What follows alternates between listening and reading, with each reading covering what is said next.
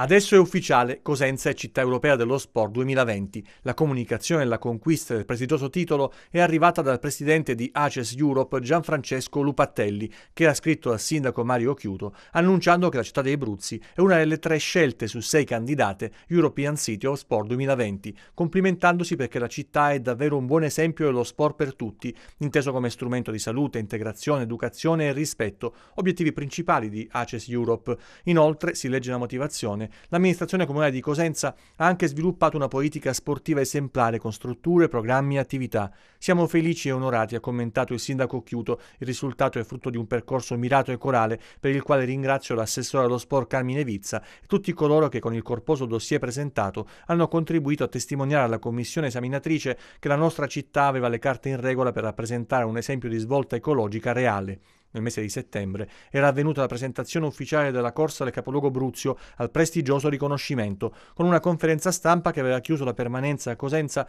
della delegazione di valutazione ACES Italia, delegazione che, effettuati i sopralluoghi, aveva illustrato ai giornalisti alcune impressioni prima di passare alle votazioni di questi giorni che hanno avuto un esito favorevole. La gara della ciclopolitana in fase di aggiudicazione, il Parco del Benessere e la futura cittadella dello sport hanno contribuito a far cadere la scelta su Cosenza, assicurando alla città un titolo prestigioso che, secondo l'amministrazione comunale, avrà ricadute turistiche di attrattività rilevanti.